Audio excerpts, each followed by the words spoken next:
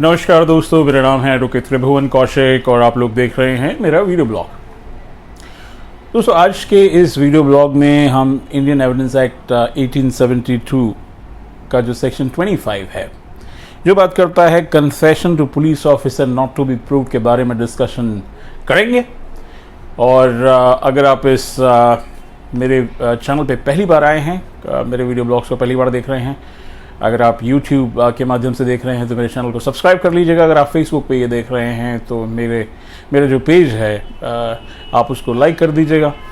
और आइए आज का वीडियो ब्लॉग बगैर देरी किए शुरू करते हैं। दोस्तों, ऐसा कहा जाता है कि पुलिस वालों को जो आप स्टेटमेंट्स देते हो, अगर आप अक्यूज पर्सन हो किसी मुकदमे में, तो अगर आपने पुलिस को कोई स्टेटमेंट दिया तो उस स्टेटमेंट का क्या मतलब है, और क्या उस स्टेटमेंट के माध्यम से अगर आपने लेट्स से कुछ कन्फेशन किया है कि आपने ये अपराध किया है, तो क्या उस स्टेटमेंट को जो है आपके खिलाफ एज अ प्रूफ इस्तेमाल किया जा सकता है।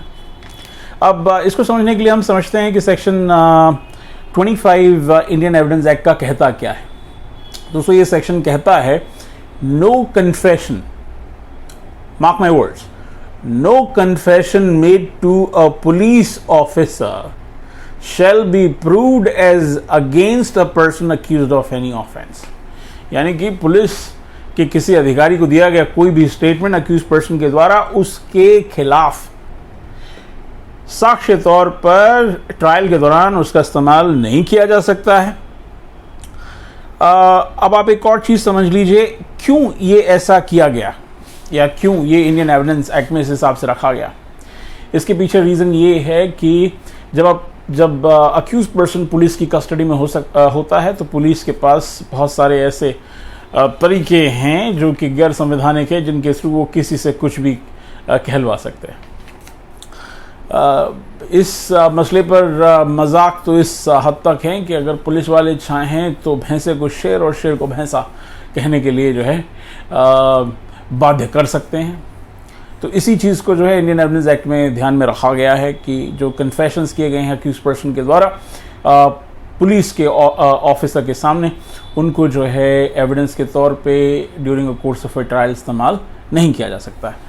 तो इसका क्या मतलब ये है कि जो भी स्टेटमेंट पुलिस ऑफिसर को दिए उनका कोई मतलब नहीं है। तो आइए इसको जरा थोड़ा सा और विस्तार से समझते हैं। तो देखिए, जो ऑब्जेक्ट है सेक्शन 25 का, वो ये था कि जो अक्यूज पर्सन है उसको डरा धमका के पुलिस जो है कोई गलत बयानी ना करा ले।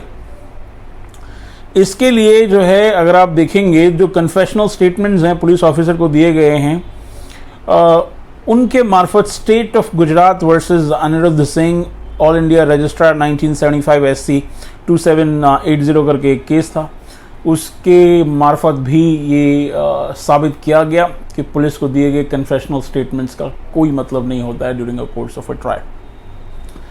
अच्छा, एक और चीज़ मैं आपको बता दूं, कई बार आप जो है जब आप ट्रैवल कर रहे होते हैं या फिर आपको कस्टम्स ने अगर आपको पकड़ लिया है, तो क्या जो कस्टम्स ऑफिसर्स हैं उनके सामने दिए गए स्टेटमेंट्स जो है या कन्फेशंस जो उनके समक्ष दिए गए हैं, क्या उस श्रेणी में उनको पुलिस ऑफिसर माना गया है? तो एक इसके ऊपर भी जजमेंट है, Surjit Singh Chhabra versus union of India AIR 1997 SC 2560 करके एक मुकदमा था।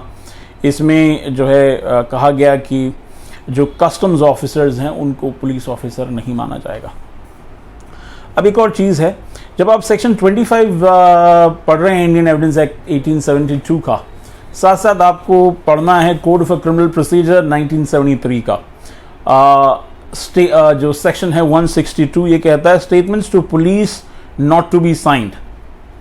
भाई, अगर आप पुलिस अधिकारियों को, अगर आपको किसी अपराध में पुलिस अधिकारियों ने डिटेन किया है, तो ज़रूरी नहीं है कि जो स्टेटमेंट्स दिए गए हैं, जो पुलिस वाले आपसे लिखवाना चाह रहे हैं, आप उसको साइन करें, क्योंकि आपकी उसको साइन करने की बाध्यता नहीं है। लेकिन व्यवहारिक तौर पे दोस्तों देखा ये गया है कि जब आप पुलिस की कस्टडी में होते हैं तो पुलिस के सामने आपको जो है जो पुलिस के अधिकारी कहेंगे वही आपको कहना पड़ेगा। अगर आप वो नहीं कहेंगे तो आपके लिए जो है ये ख़तरनाक हो सकता है।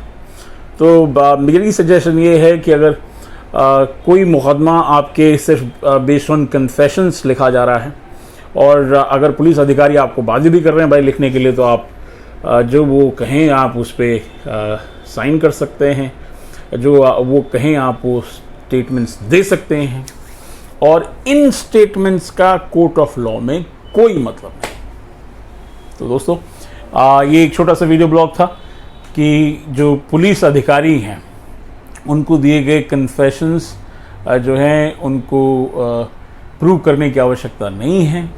कोर्ट उनको जो है as an evidentiary value assess कर एज एन एविडेंस असेस कर सकता है, एक्सट्रैक्ट कर सकता है कुछ पार्ट उसका। और अगर आप देखें तो जो पब्लिक प्रोसिक्यूटर है, अगर आपने कोई स्टेटमेंट दिया है एज एन कन्फेशन, उसके बेसिस पे आपको कॉन्ट्रडिक्ट कर सकता है ड्यूरिंग योर क्रॉस एग्जामिनेशन। लेकिन जहाँ तक बात है कि क्या ये बाध्यकारी आपके ऊपर होते हैं, जवाब है नहीं। तो मेरे वीडियो ब्लॉग को देखने के लिए आपका बहुत बहुत धन्यवाद। पूरे वीडियो ब्लॉग के दौरान आपके सामने जो है सोशल मीडिया की मेरी डिटेल्स थी। आई होप आप लोगों ने मुझे सोशल मीडिया पे फॉलो कर लिया होगा। दोस्तों आज के इस वीडियो ब्लॉग में इतना ही। आपका दिन मंगलमय हो। नमस्कार।